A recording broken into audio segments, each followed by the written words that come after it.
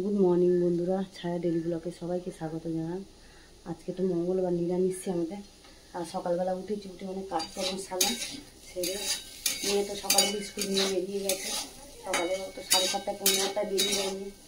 আর এই যে টিফিন বানাচ্ছি এখন, যে আলু ভাজছি। গরম লাগছে, রোদ উঠেছে তেমনি গরমও লাগছে। এই যে আলু ভাজা বসিয়েছি এখানে, যে আলু ভাজছে।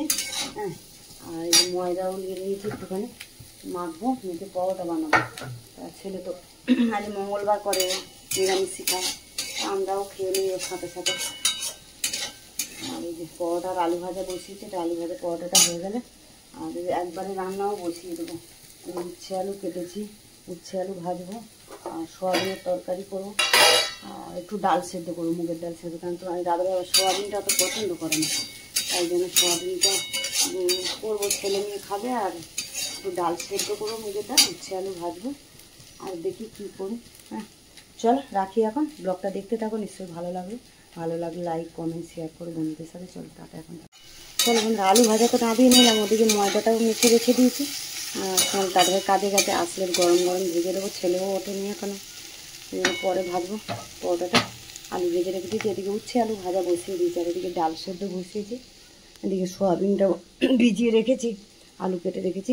উচ্ছে আলু ভাজাটা হয়ে যাক, তারপরে সোয়াবিনটা বসাবো। চলো বন্ধুরা, উচ্ছে আলু ভাজা তো হয়ে গেছে, ওদিকে ডালও সেদ্ধ হয়ে গেছে, ভাত বসিয়ে দিয়েছি যে। আর এদিকে যে সোয়াবিন আলু কষাচ্ছি, মশলা দিয়ে দিয়েছি।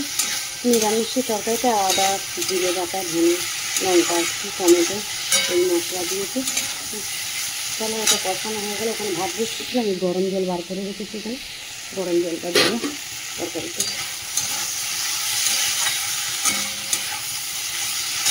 কষানো হয়ে গেছে। আমি জল দিয়ে দিই।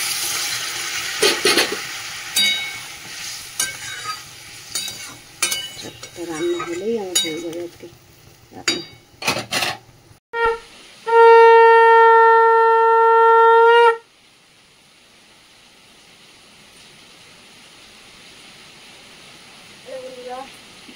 দেখো রান্না বান্না খালাম, করে ঘরে কাজ সেরে আর চান করে যে পুজো করলাম, পুজো করা কমপ্লিট হয়ে গেল। আর আজকে ব্লগটা এখানে শেষ করছি, দেখা হচ্ছে পরের ব্লগে।